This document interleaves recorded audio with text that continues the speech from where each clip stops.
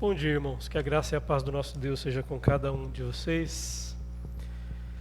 Que bom estarmos juntos novamente. E que bom podermos aprender um pouco mais da palavra de Deus neste dia que o Senhor nos deu. Hoje nós estamos na lição 9, página 46.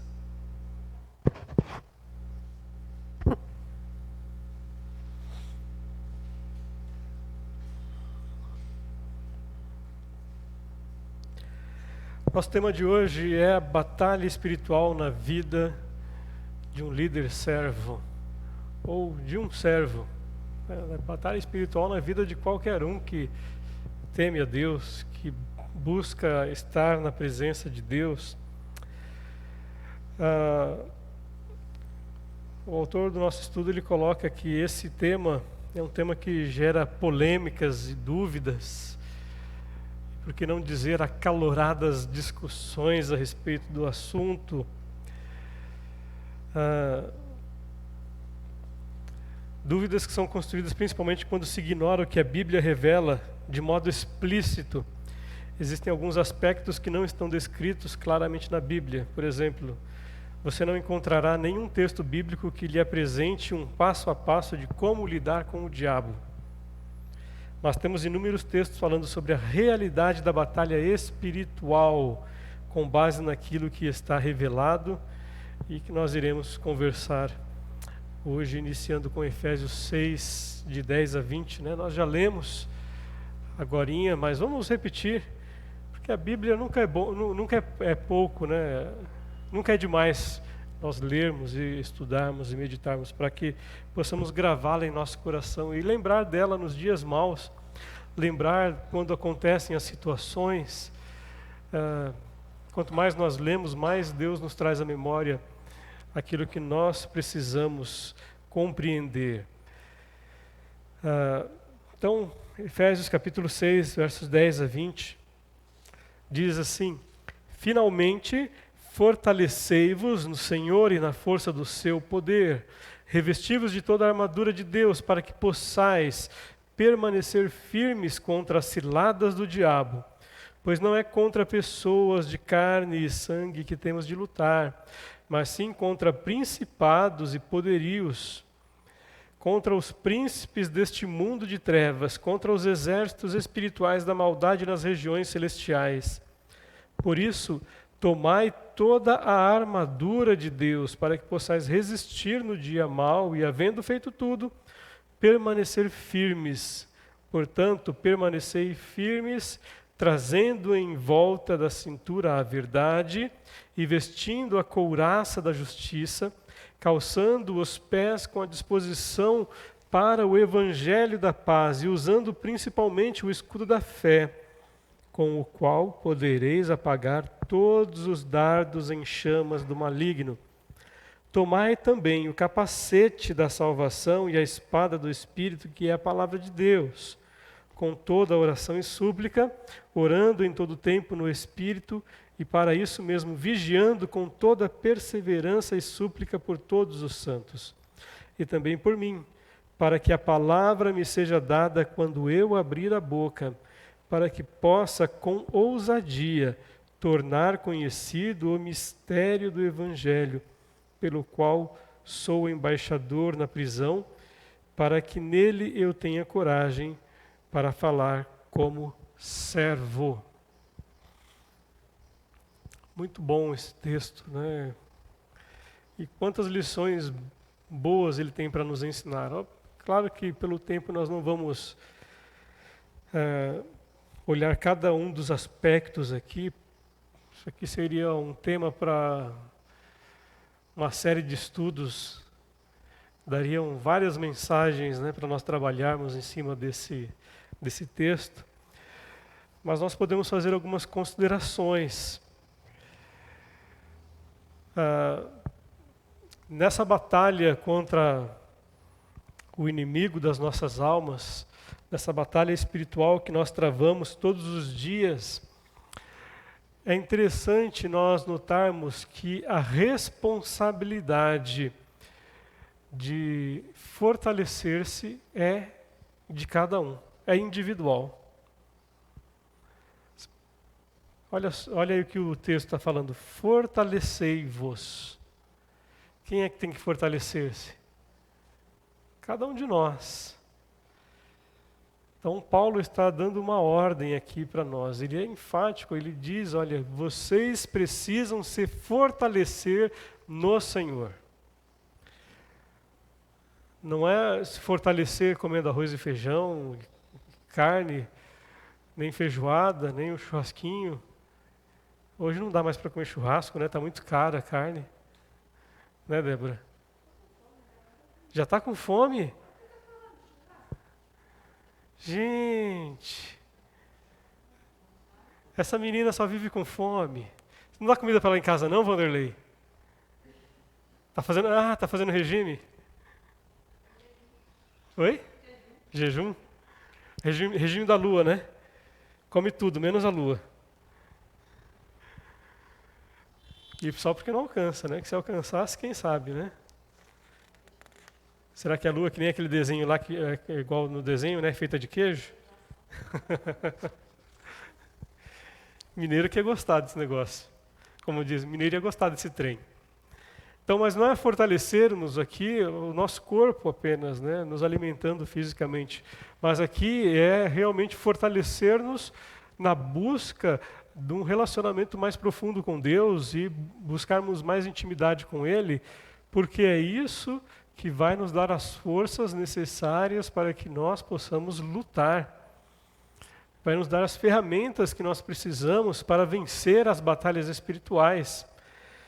Quando nós buscamos nos fortalecer no Senhor e nos revestindo desta armadura, a qual Paulo cita aqui, nós somos capacitados por Deus para lutar.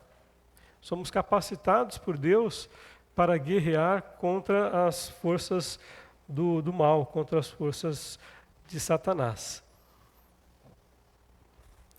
Quando eu olho para isso aqui, eu lembro da figura do soldado.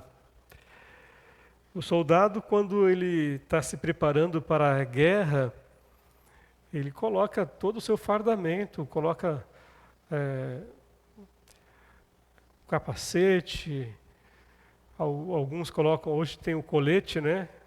A prova de balas, tem as armas, naquela época era espada, né? Hoje é pistola, fuzil, metralhadora e tantas outras armas de fogo. Prepara as granadas, as bombas, deixa tudo no jeito para que ele consiga avançar no campo do inimigo.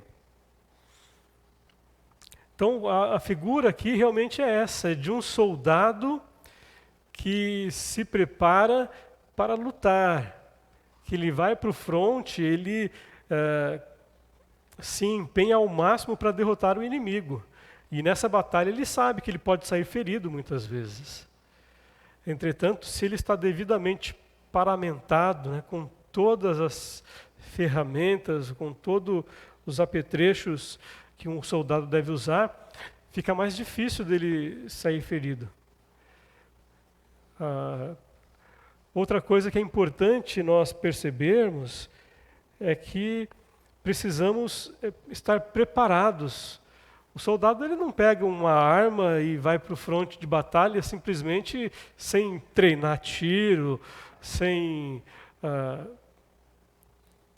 treinar as práticas de guerra, enfim. Ele sempre vai buscar se preparar o máximo possível. Eu, quando servi no tiro de guerra, é um preparo bem menor do que num quartel, a gente se preparou, a gente aprendeu a atirar, a gente aprendeu como que faz para mirar no alvo, a gente aprendeu quais são as vestimentas que deve se usar, o sapato correto para usar para não machucar o pé. A gente aprendeu algumas táticas de guerra, não é simplesmente você ir lá para o fronte de batalha sem saber nem o que vai fazer. Porque aí você é um forte candidato a morrer. E para nós aprendermos as táticas de guerra, nós precisamos ir para a palavra de Deus, precisamos ir para a Bíblia, precisamos colocar a nossa mente para raciocinar e inculcar aquilo que Deus nos orienta. É de um tanto que a palavra de Deus nos diz que o povo de Deus erra por não conhecer as Escrituras e nem o poder de Deus. Esse é um grande problema. Muitos cristãos não conhecem as suas armas, tanto de ataque quanto de defesa.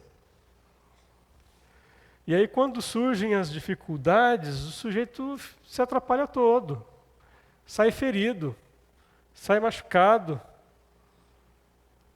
sai todo rasgado. Porque a luta contra o inimigo, meus irmãos, ela é ferrenha. Ela é terrível. Precisamos realmente estar preparados. E olha aí, Paulo coloca que nós precisamos nos fortalecer, nós precisamos permanecer firmes. Ele também fala aqui que nós precisamos resistir.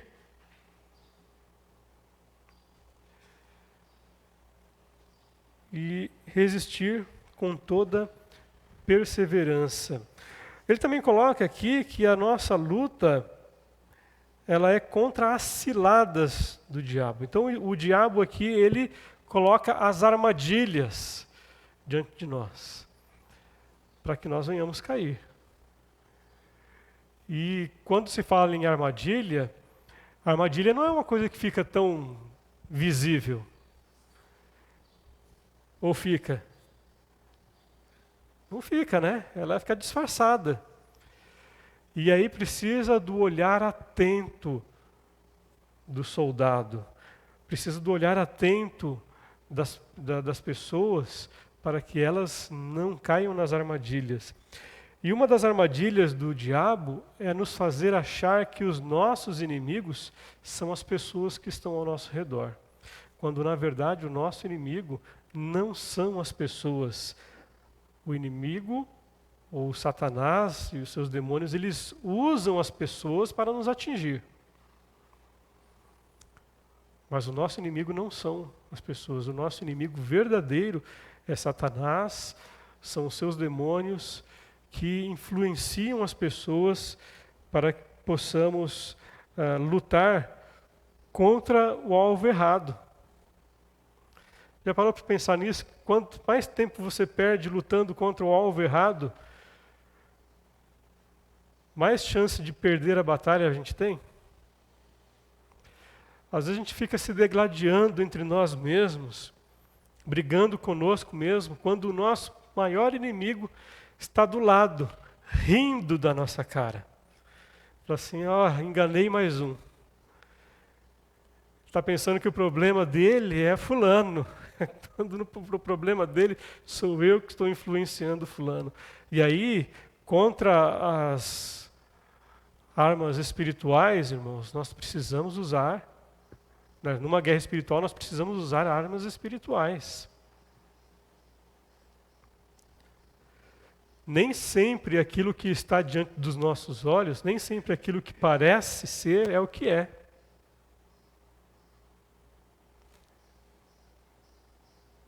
O inimigo nos engana. Nós somos enganados. Nós somos levados a crer que nós precisamos lutar contra as pessoas. Mas a nossa batalha verdadeira, a gente só vence de joelhos. A gente só vence com oração. A gente só vai vencer a nossa principal batalha quando nós entendermos que a nossa guerra não é contra pessoas, mas contra aquele que usa as pessoas para nos atingir. Paulo ele é bem enfático aqui, pois não é contra pessoas de carne e sangue que temos de lutar, mas sim contra principados, poderios, contra os príncipes deste mundo de trevas, contra os exércitos espirituais da maldade nas regiões celestiais.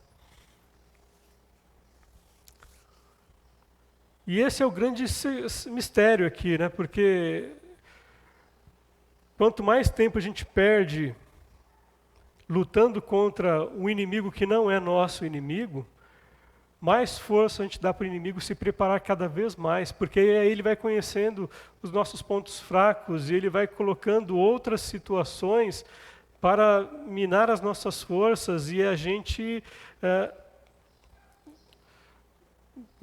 vai chegar um momento que a gente vai se cansar. Quando a gente vai para a Bíblia, quando a gente olha para as batalhas que foram travadas ao longo da vida, da história bíblica, nós vamos perceber que as maiores batalhas elas foram vencidas no mundo espiritual, sem que o povo de Deus precisasse lutar. Quando o povo confiou em Deus, confiou que a arma de guerra deles era o louvor, era a adoração, a confiança em Deus, Deus lutou por eles e eles saíram vencedores. São vários os exemplos que nós vemos aqui. Se a gente olhar, por exemplo, para a história de Gideão, que lutou contra um exército poderoso, com apenas 300 homens, o que é humanamente impossível. A gente vê isso só nos filmes de ficção, né? Nos filmes hollywoodianos, a gente vê lá um homem que ele luta contra um sistema inteiro e sai vencedor no final, apenas com as escoriações.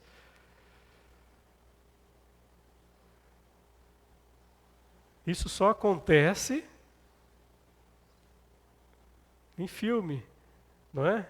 Não, acontece também no mundo espiritual, quando nós aprendemos que a nossa luta é contra os principados e as potestades deste mundo, contra os exércitos espirituais da maldade. Uma única pessoa de joelhos pode vencer um exército demoníaco. Ela não, mas o Espírito Santo de Deus que atua sobre a vida dela. Certo, meninas? Então permaneçamos firmes. Permanecer firme é um outro aspecto interessante aqui do texto. E olha que Paulo ele cita aqui permanecer firmes ou possais resistir neste trecho 1, 2, 3, 4 vezes. 5 se nós considerarmos aqui a palavra perseverança. Permanecer firme dá o sentido de alguma coisa que não se abala. Pode tudo estar um caos ao redor, mas ele permanece inabalável, inatingível. Então, se nós queremos permanecer firmes, nós precisamos nos fortalecer no Senhor, precisamos nos revestir com toda a armadura de Deus, e esta é uma ação que compete a cada um de nós. Fortalecimento e o revestir-se. Ninguém vai chegar para nós e vai colocar em nós a couraça a armadura de Deus.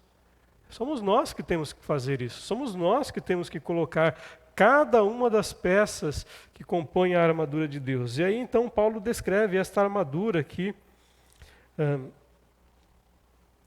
Portanto, permanecei firmes, trazendo em volta da cintura a verdade, vestindo a couraça da justiça, calçando os pés com a disposição para o evangelho da paz, usando o escudo da fé para apagar os dardos inflamados do inimigo e tomando o capacete da salvação e a arma de ataque, a espada, que é a palavra de Deus. E Paulo continua no verso 18, ele diz aqui, com toda oração e súplica, orando em todo tempo no Espírito. Olha aí, são as nossas armas de guerra. A palavra de Deus e a oração. A Palavra de Deus e a oração. E quando que é para nós fazermos isso, dona Débora? Sempre. Orando sempre no Espírito. O tempo todo. Meditando na palavra de Deus. O grande problema é que muitas pessoas têm se esquecido do seu tempo devocional com Deus. Muitas pessoas têm esquecido de investir tempo lendo a palavra de Deus, meditando naquilo que está lendo, guardando a palavra de Deus em seu coração e investindo tempo também em orar. Orar, aqui o Paulo está falando, olha, orando em todo o tempo no Espírito, mas precisamos, além de orar em todo o tempo no Espírito, para vencermos as lutas e as batalhas que surgirão, precisamos também nos dedicar no nosso tempo espiritual, ou na nossa devocional com Deus, naquele tempo que nós vamos tirar a sós com Ele. Precisamos investir esse tempo de qualidade com Deus, meditando naquilo que a palavra de Deus nos ensina, para que esse momento de meditação e de estudo na palavra nos dê as ferramentas necessárias para que possamos resistir o inimigo, para que possamos vencer as batalhas espirituais que surgem em nossa vida. Então Paulo diz, né, usando a espada que é a palavra de Deus, a espada do Espírito, que é a palavra de Deus, com toda a oração e súplica, orando em todo tempo no Espírito, e para isso mesmo, vigiando com toda perseverança. Por que ele fala aqui que para nós vigiarmos? Ele colocou lá no começo. Porque Satanás coloca diante de nós ciladas ou armadilhas. E a armadilha ela só pode ser detectada se você está atento, se você está vigiando com toda perseverança e súplica por todos os santos. Perseverança. O que é perseverar? O que é perseverar, Eliezer? Insistir. Insistir com todas as nossas forças. Insistir mesmo quando o nosso desejo seja de desistir. Mesmo quando as circunstâncias olham ao nosso redor e dizem, olha, está tudo perdido, você continua firme, porque você tem a certeza de que em Cristo nós já temos a vitória. Então, a batalha espiritual na vida de um servo de Deus, ela tem que ser travada no mundo espiritual. E nós precisamos ter esse discernimento de Deus de que a nossa luta não é contra as pessoas. Se você está achando que fulano é teu inimigo porque ele fez tal coisa, porque ele falou isso ou falou aquilo, você está cego espiritualmente porque não consegue ver que ele apenas tem sido um instrumento do inimigo, porque ele não tem perseverado. Então nós precisamos perceber que as pessoas elas são usadas como marionetes nas mãos de Satanás. E é esse discernimento espiritual que nós precisamos ter. E é por isso que Paulo fala que nós precisamos orar em todo o tempo no Espírito, porque a todo momento ele sempre vai procurar uma situação para tirar a gente do nosso eixo, para nos tirar do centro, para fazer com que a gente peque, para fazer com que a gente tome atitudes que não tomaria numa outra situação parecida com essa. Aquele momento, né, os 5 minutos, né, que o sangue ferve, ou 30 segundos, né, não precisa nem de 5 minutos.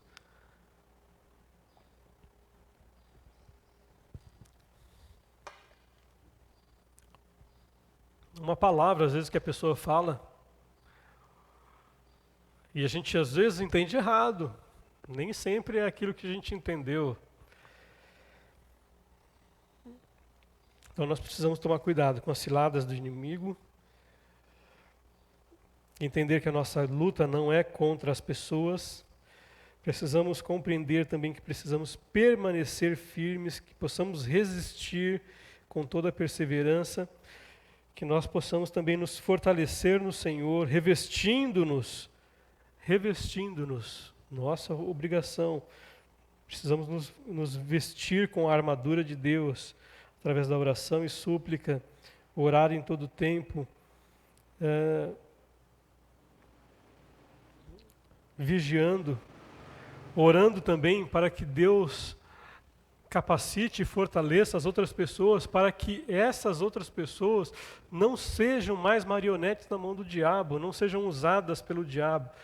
Paulo ele ensina aqui um princípio muito bacana, quando ele fala assim,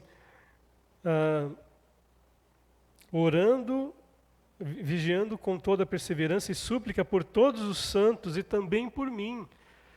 Paulo está ensinando um princípio fundamental, que é o princípio da intercessão, é orar pela vida do outro, é orar por aquela pessoa que a gente sabe que está sendo usada pelo inimigo para que ela tenha os seus olhos abertos. Orar para que o Espírito Santo convença-a do pecado, da justiça e do juízo, e que ela possa se converter e entregar a vida ao Senhor, e assim, então, ela passar de um suposto inimigo para um amigo do Evangelho. Que ela possa se tornar também nosso amigo.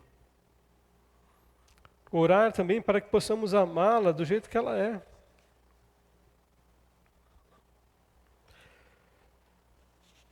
Precisamos nos revestir da verdade, da justiça, do Evangelho da paz, da salvação e da palavra de Deus, encher a nossa mente com a palavra de Deus. Certo, seu Krebs? E aí quando chegar aqueles caboclo nervoso lá, você chegar assim, em vez de revidar, você falar assim, Senhor, me dá força. Aliás, me dá sabedoria, porque se o Senhor me der força, eu mato um. Né? Me dê sabedoria para lidar com a situação. Me dê discernimento do Espírito. Não pode pedir força não, tá, Kleber? Tem que pedir sabedoria, discernimento. Viu, Eliezer? Oi? Mas ele se encheu de orgulho e se arrebentou depois, né? Não usava a inteligência, ó. Não usava o discernimento do Espírito, né? Tanto é que foi enganado de uma forma vil, né?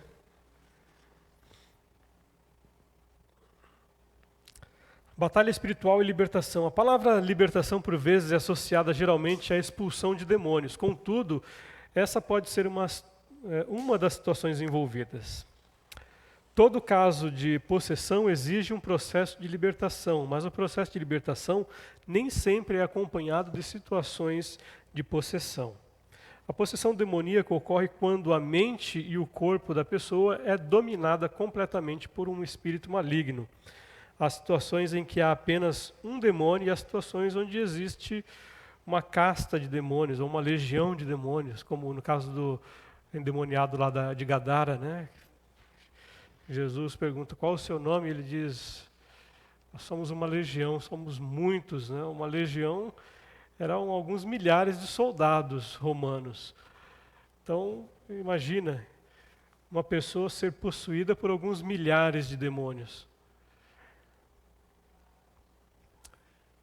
Quando a gente olha para aquele texto, a gente vai ver que cerca de 3.000 porcos se precipitaram, né? Tantos eram os demônios que entraram naqueles porcos ali. Uma coisa terrível. Então, o ministério de libertação não se restringe à expulsão de demônios. Alguém já viu uma possessão demoníaca? Algum de vocês aqui? O trem é sinistro, né? A coisa é feia. Feia, feia, feia. Eu já vi, não gosto de ver não. O negócio é complicado. Mas vamos lá, Marcos capítulo 5.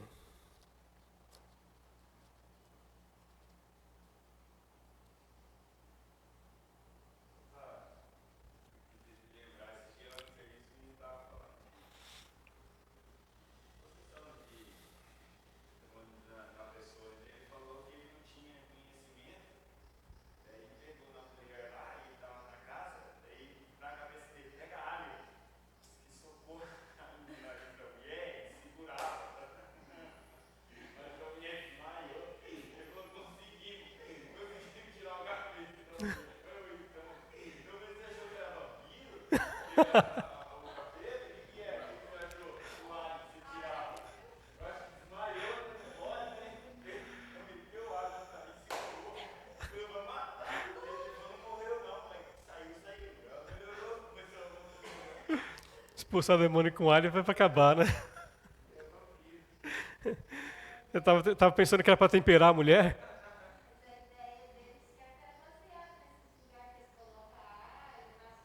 Aham.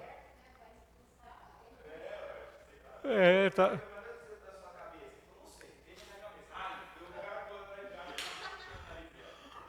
Ele deve ter assistido muito filme de vampiro, né? Colocar alho. Claro, aí sufoca a pessoa desmaia. Cada coisa. Ô, Kleber, não vai fazer isso não, hein? Ora, só ora. Expulsa. Mateus capítulo 5, versos de 1 a 20.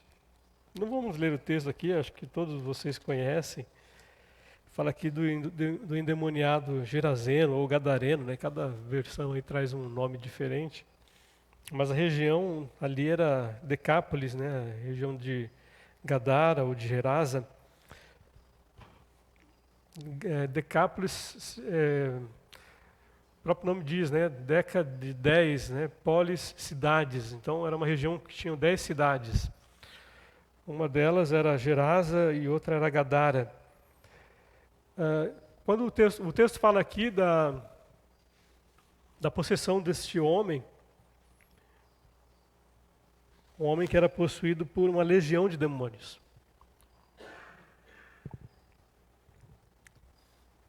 Então esse processo de libertação deste homem aqui em especial foi realmente uma expulsão de demônios, né? Aqui não fala de uma enfermidade. A loucura dele aqui era por causa dos demônios. Os demônios atormentavam tanto a cabeça desse homem, imagina que eles ficavam falando, né, no ouvido dele aí, qualquer um fica doido mesmo, um troço desse. E aí então Jesus expulsa essa legião de demônios e o homem fica bom, curado. Marcos capítulo 7 vai falar aqui de uma outra situação que não é demônio, mas é uma doença. Marcos capítulo 7, 31. Fala do jovem surdo e gago, onde Jesus simplesmente o liberta.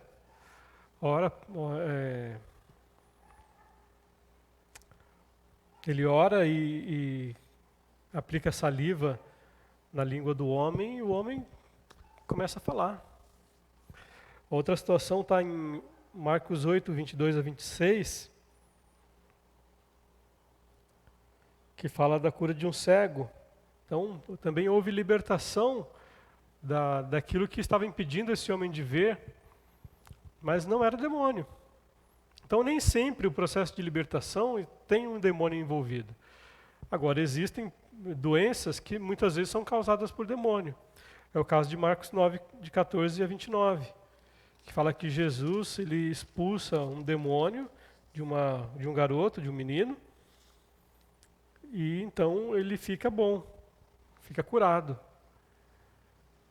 Fica curado da sua doença e ao mesmo tempo em que fica livre, liberto do demônio. Então a gente tem que ter esse discernimento espiritual. Nem sempre tem algumas denominações que falam que toda enfermidade está ligada a demônios.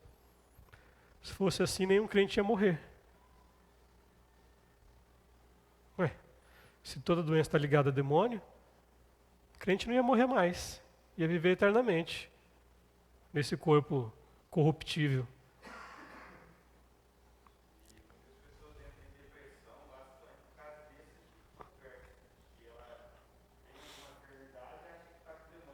Uhum. Inclusive tem muitos que acham que a depressão é por causa de demônio, e não é.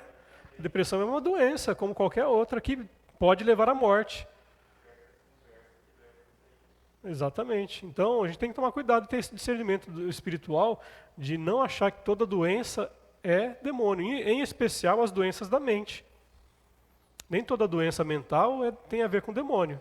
Pode ser que tenha alguma relação, mas nem sempre. Na grande maioria, não. Na grande maioria, não. Então, pode ser que a gente ore por alguém que está doente e esse alguém seja curado, sim. Mas isso quer dizer que era demônio? Não. Pode ser que a gente ore e de repente um demônio se manifeste e aquele demônio seja expulso e a pessoa seja curada? Também. Pode ser que de repente a pessoa só tenha um problema de possessão demoníaca e não tenha nenhuma doença? Pode. Nós temos 3, 4 exemplos aqui de situações diferentes que aconteceram. No primeiro caso era puramente possessão demoníaca. No segundo caso e no terceiro eram duas pessoas que tinham dificuldades físicas. Um era surdo e gago, o outro era cego, mas não tinha possessão. E o outro terceiro exemplo aqui tinha os 2 problemas. Além da doença, tinha uma doença causada por um demônio. Então precisamos ter esse discernimento, essa sabedoria, discernimento do Espírito Santo para reconhecer cada uma dessas situações. Tá? Agora, a gente não pode espiritualizar tudo. Tem lugar que tem determinadas denominações que espiritualizam tudo. Tudo é demônio. Eu trabalhei certa vez com um senhor, uma família, né, que era de uma determinada denominação dessas que manda você tirar até a calça para entregar para eles. Tudo que acontecia era demônio. O sujeito está andando na rua, tropeçou, ô demônio, sai daqui. Umas coisas assim que... Tropeçou por quê? Porque não estava olhando para onde estava andando, não é o demônio. Então são essas coisas que a gente tem que tomar cuidado. Fala, Beth.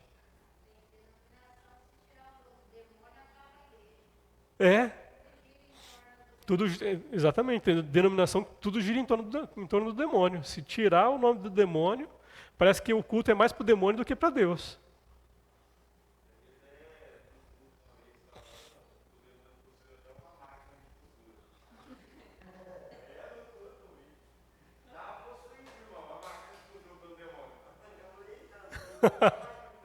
O demônio possuindo até a máquina de costura agora? Misericórdia.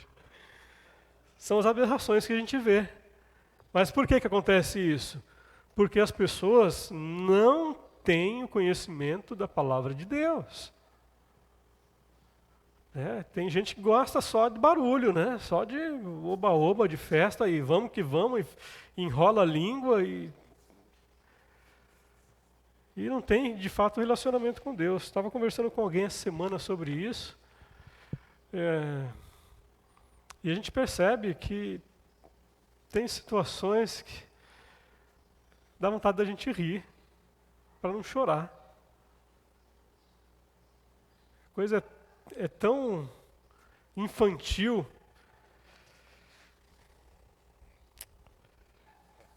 Eu tenho dó desses crentes meninos na fé. Parece que o pior é que parece que não cresce nunca. A batalha espiritual é a luta que todo cristão trava contra o maligno. Podemos identificar algumas lutas que travamos nessa batalha. Primeiro, contra os diabos e seus demônios. Essa luta é travada na dimensão espiritual, mas que afeta o físico e emocional.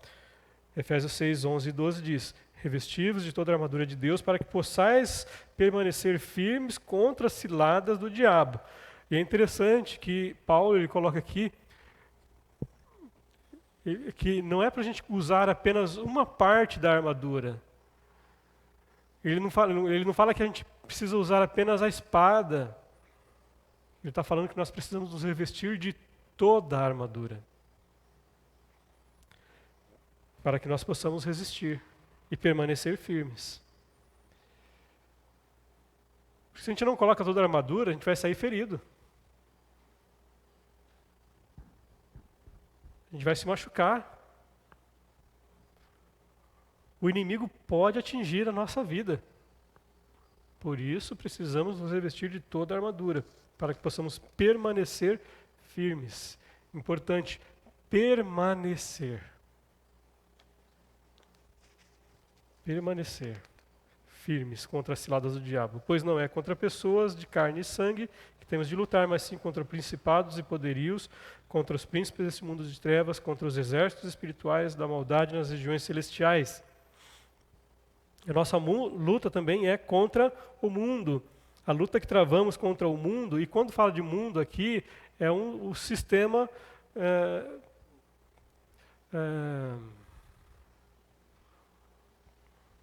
ideológico, filosófico. Não é contra as pessoas que estão no mundo, mas é contra conceitos e valores que têm sido distorcidos e deturpados. A luta que travamos contra o mundo não pode ser ignorada. Sabemos que somos de Deus e que o mundo inteiro jaz no maligno. Não ameis o mundo e nem o que nele há. Se alguém ama o mundo, o amor do Pai não está nele, porque tudo o que há no mundo, o desejo da carne, o desejo dos olhos, o orgulho dos bens, não vem do Pai, mas sim do mundo. Então, todo o sistema de valores que o mundo tem é algo contra o qual nós precisamos lutar todos os dias. É uma batalha que nós não podemos ignorar. E, paralelamente aqui, na luta contra o mundo, está a luta contra a carne. Porque o mundo, ele vai tentar nos influenciar de todas as formas, nos mostrar situações que geram prazer, que geram desejo, para nos fazer, nos desestimular a lutar contra algumas coisas que nós temos a tendência a desejar. Quando estamos sendo tentados a pecar, estamos em uma batalha porque a carne luta contra o espírito e o espírito contra a carne. Elas se opõem um ao outro de modo que não conseguis fazer o que quereis. Essa é uma batalha pessoal cujo inimigo é a nossa carne. E aí a carne e o mundo estão bem juntos aí nessa luta. Você quer ver um exemplo? Pega a Bíblia para ler. Garanto para você que você vai ler a Bíblia por 10 minutos, vai dar um sono. Vai dar aquela vontade de falar assim, depois eu pego isso aqui. Agora pega o seu celular, WhatsApp, Facebook, se você não passa umas 2 horas brincando. E o tempo passa assim, ó. Aí você pega para orar.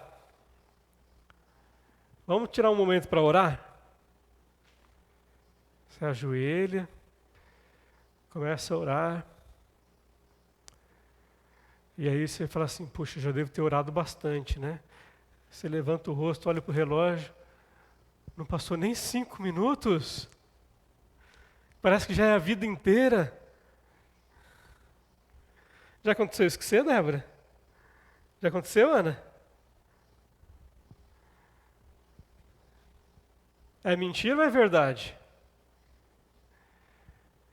Não, vamos esquecer do celular, vamos falar da televisão. Eu falar assim para vocês, vamos investir 1 hora do dia de vocês, meditando na palavra de Deus, orando, louvando a Deus. Como é difícil, né? Agora você sentar no sofá, ligar a televisão, você fica o dia inteiro maratonando aquela série que você gosta. Cada episódio 50 minutos, né? Aí você assiste 10 episódios num dia, no mínimo. E parece que aquele negócio prende, né? Agora, para orar e meditar na palavra 1 horinha, meia hora, não precisa nem ser 1 hora, meia hora que seja, né? Que dificuldade, não é?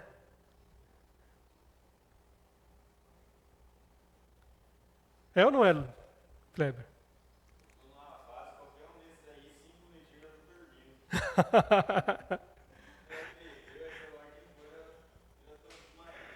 Tá ruim assim, homem? Dá umas vitaminas pra você aí, ó. O Adelso tem uns ovos de pata lá na casa dele. É. Tô achando que isso é fraqueza. Como diz o pessoal antigamente, esse menino tá com lombriga.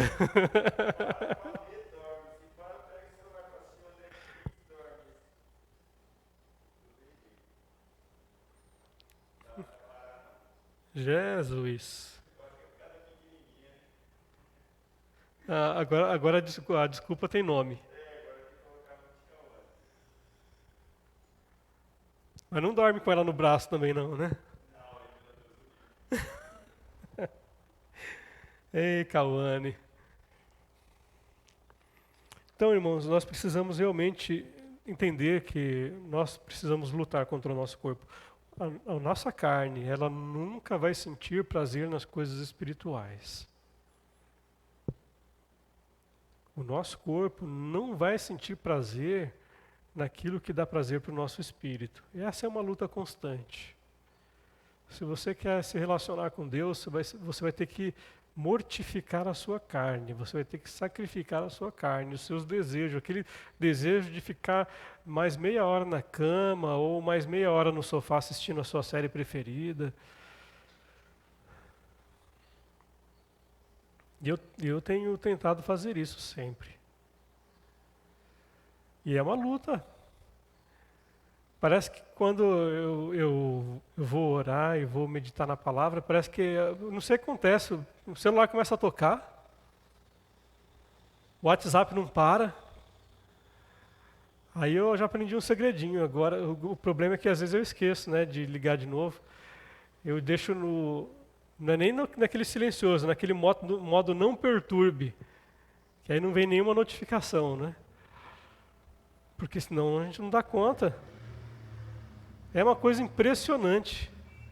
É falar que vai orar, começa. Você fica o dia inteiro. Às vezes eu fico metade de um dia sem olhar o celular. Mas a hora que eu falo assim, agora eu vou orar e vou meditar na palavra, começa.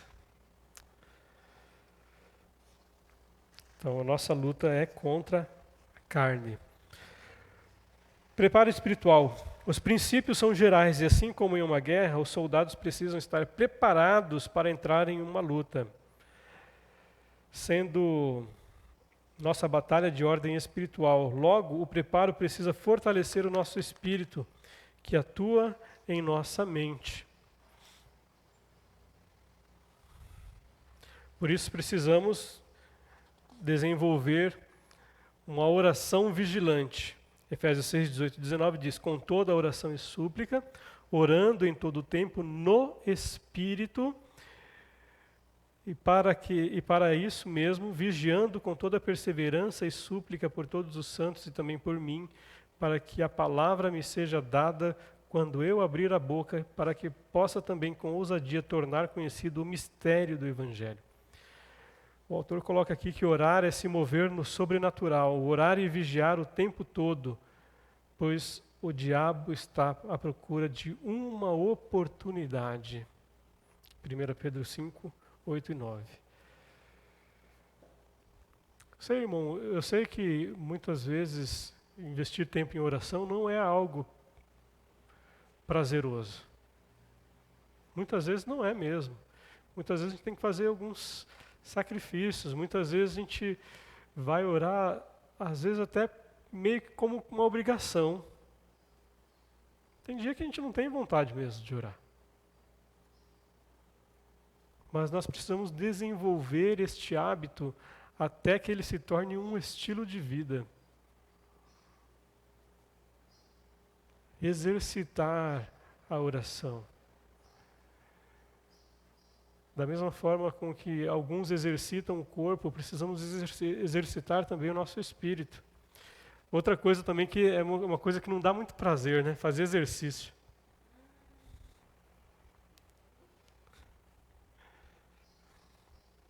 Por que baixou a cabeça, Ana? Nada. Em casa é uma coisa engraçada, que eu tenho procurado, na medida do possível, me exercitar durante a semana. Tem uma pessoa em casa que às vezes acorda às 6:30 da manhã e fala para mim, pai, nós vamos fazer exercício hoje? Aí eu falei assim, vamos? Ela fala, eba! É a Ana, né? Aham. Se eu for lá chamar a Ana 6:30 da manhã para fazer exercício, é capaz de eu sair com o olho roxo do quarto. Ai, briga, hein? Briga. Eu não vou. Não vou. Agora a pequenininha, eu não preciso chamar ela não. Ela levanta cedo e vai me chamar. Impressionante. E às vezes que ela dorme até um pouquinho mais tarde, eu chego perto dela e falo assim, vamos fazer exercício. No ouvido. Ela com o olho fechado, ela faz assim. Vamos.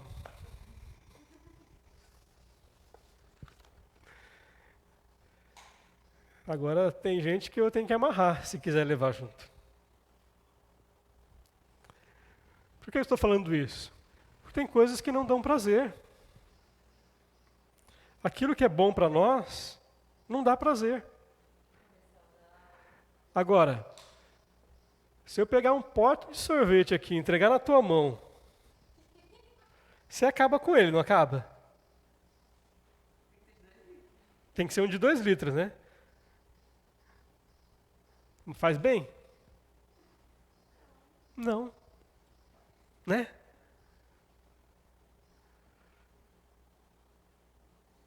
Aquilo que não faz bem para nós, a gente tem prazer de fazer. Vamos fazer exercício? Não. Vamos ficar o dia inteiro deitado no sofá e assistindo filme? Vamos. Né, Ana? Comer uma pizza, comer aquele lanche super cheio de gordura, que faz bem, né? Uma coca gelada que faz mais bem ainda. Deixa a gente... Isso aí dá prazer. Agora, aquilo que realmente faz bem para nós. Chamar você para almoçar um prato de brócolis com beterraba. Você gosta, né? Aham, sei. Come na marra. Uhum. Então precisamos exercitar aquilo que nem sempre nos dá prazer. Precisamos fazer aquilo que nem sempre o nosso corpo vai ansiar por fazer. Mas a gente tem que sacrificar o nosso próprio corpo, os nossos próprios desejos, a nossa mente, muitas vezes, para que a gente faça aquilo que é importante para nós. E o mais importante aqui no caso é nós exercitarmos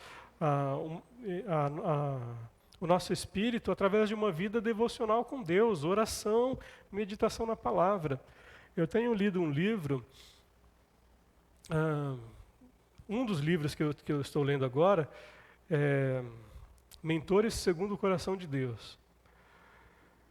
E o livro é fantástico, e ele me desafiou a fazer algumas coisas que eu não fazia.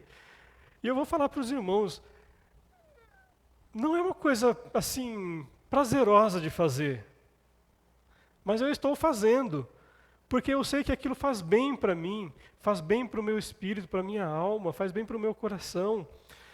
E tem sido, apesar de não ser uma coisa que eu faça assim com tanto prazer, tem sido gratificante, porque isso tem contribuído para o meu desenvolvimento como cristão, como servo de Deus. É algo que nós precisamos desenvolver. O hábito da leitura, né, é um deles. O hábito da meditação na palavra de Deus, de buscar a Deus, de orar, oração vigilante, oração e súplica em todo o tempo no Espírito. O jejum, Marcos 9:29, e ele lhes respondeu, esta espécie não sai a não ser pela oração e jejum. Alguns textos ou alguns manuscritos não trazem a palavra jejum. Isso gera algumas discussões. Porque foi acrescentado depois. Bom, se foi acrescentado antes ou depois, não importa. O importante é que nós precisamos também fazer jejum. Nós precisamos nos dedicar a uma vida de fazermos algumas concessões, né? Ou abrirmos mão de algumas coisas para nos dedicarmos a uma santificação ainda maior. A Bíblia fala sobre o jejum não como uma ferramenta contra o diabo. O jejum é uma prática espiritual utilizada no Antigo Testamento com a finalidade de demonstrar total rendição a Deus. É assumir que precisamos de Deus mais do que o corpo precisa do alimento. Há pessoas que fazem jejum de N coisas diferentes. Esses dias atrás, aí a Ana fez jejum de redes sociais. Foi isso, né, Ana? Já terminou o jejum, né? Tem gente que está precisando mesmo fazer jejum de rede social, porque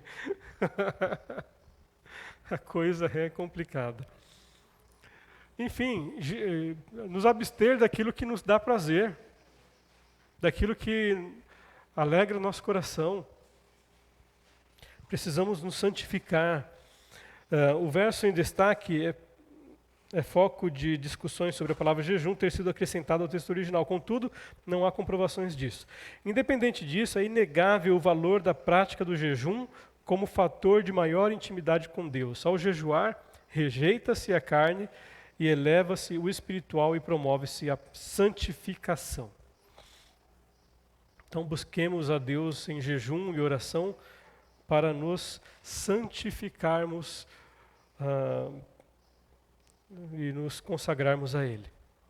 3, a palavra, né? Nós temos falado aqui tanto da meditação. Marcos capítulo 2, Mateus capítulo 4, de 2 a 11 diz: E depois de jejuar 40 dias e 40 noites, sentiu fome. E então o tentador, aproximando-se dele, disse: Se tu és o Filho de Deus, ordena que estas pedras se transformem em pães. Mas Jesus lhe respondeu: Está escrito, nem só de pão o homem viverá, mas de toda a palavra que sai da sua boca.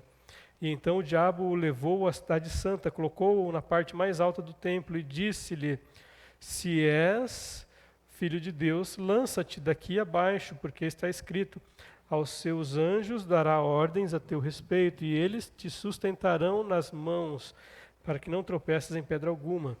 Jesus lhe respondeu: Também está escrito: Não tentarás o Senhor teu Deus. O diabo o levou ainda a um monte muito alto e mostrou-lhe todos os reinos do mundo e a glória deles, e disse: Eu te darei tudo isto, se prostrado me adorares. E então Jesus lhe ordenou: Vai-te, Satanás, pois está escrito: Ao Senhor teu Deus adorarás e só a Ele prestarás culto.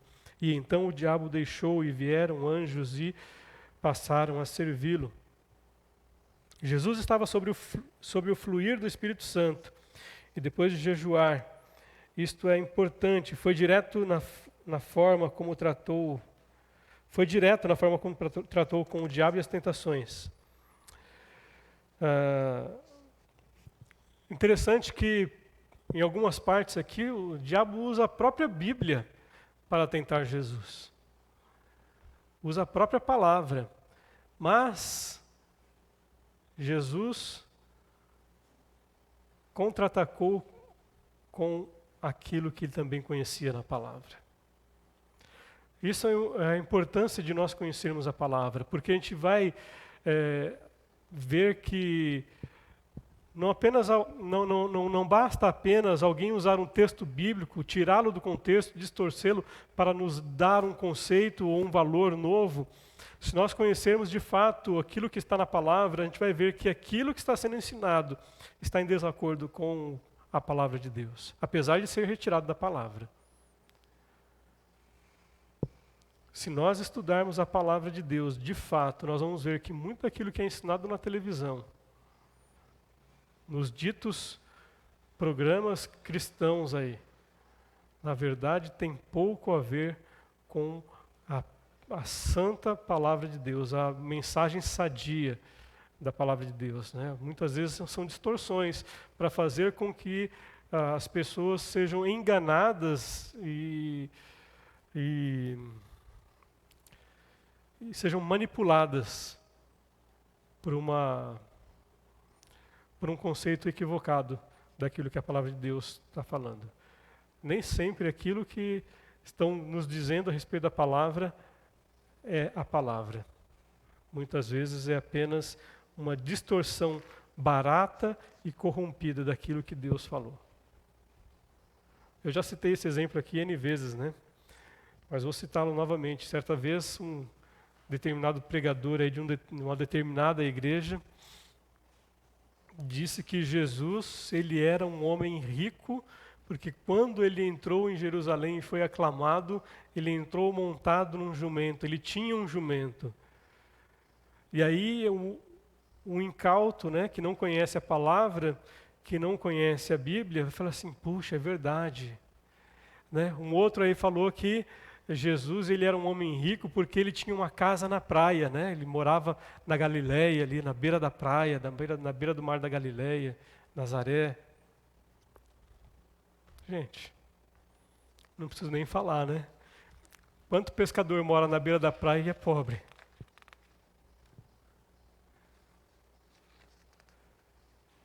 O jumentinho de Jesus, o jumentinho com que Jesus entrou era emprestado. E não era um animal de montaria, era um animal de carga. Por aí não precisa nem dizer o resto, né? Como a teologia desse sujeito aí estava totalmente distorcida para que as pessoas entendessem que teologia da prosperidade é uma coisa válida. Muitos estão sendo enganados assim, né? É aquilo que eu sempre falo, vocês erram porque não conhecem as Escrituras e nem o poder de Deus. Não vai meditar na palavra, aí vai ser enganado mesmo. 2.4 aqui, ó, conhecendo o inimigo e como vencê-lo. Eu não vou ler os textos, vocês depois leem em casa, vocês têm as apostilas aí. O inimigo, diabo, características, é mentiroso. João 8,44, é homicida, João 8,44, é oportunista, 1 Pedro 5, 8 e 9. E os recursos contra essas armas de Satanás? A verdade contra a mentira, nós usamos a verdade, João 8,32.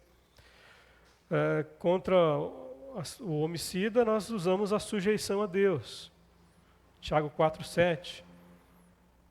Contra o oportunismo, nós estamos alertas, 1 Pedro 5, 8 e 9. O inimigo mundo, características, ele é corrupto, 1 João 2,16. Ele é passageiro, 1 João 2,17. Ele é maligno, 1 João 5,19. As ferramentas que nós usamos para combatê-lo, a inconformidade, Romanos 12, de 1 a 2. A santidade, 1 João 2,17. A oposição ao mundo, 1 João 2,15. O inimigo carne, ou seja, o ser humano, a nossa própria vontade. A carne, ela é pecaminosa, Marcos 7, de 21 a 23. A carne é fraca, Mateus 26, 41. A carne é enganosa, Jeremias 17, 9. O coração do homem é enganoso.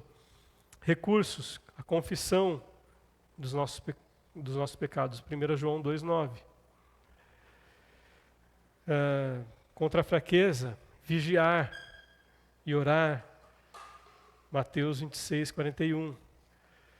Contra a carne que é enganosa, o fluir no Espírito Santo, Efésios 5, 18. Revestindo-vos do Espírito. Precisamos nos revestir do Espírito, com o Espírito Santo, revestir-nos com a armadura de Deus. Precisamos nos encher com o Espírito Santo, se nós queremos vencer as batalhas espirituais. Simples assim. Pois não é contra pessoas de carne e sangue que temos de lutar, mas sim contra principados e poderios, contra os príncipes deste mundo de trevas, contra os exércitos espirituais da maldade nas regiões celestiais. Efésios 6, 12. Então que nós possamos nos revestir da armadura de Deus, possamos ser cheios com o Espírito Santo de Deus, possamos meditar na palavra, orar em todo o tempo, para a glória de Deus, para que não sejamos tentados, para que não percamos a batalha espiritual. Amém? Amém? Então vamos orar. Pai, graças te damos, porque o Senhor nos proveu, ó Deus, com ferramentas e uma armadura perfeita para não sermos atingidos e feridos pelo inimigo das nossas almas, pelo mundo, pela nossa carne, os nossos desejos pecaminosos. Ó Deus, te agradecemos porque o Senhor proporcionou esta ferramenta e essas ferramentas estão verdadeiramente ao nosso alcance. O Senhor nos permitiu sermos treinados, ó Pai, para vencermos essa batalha contra o inimigo.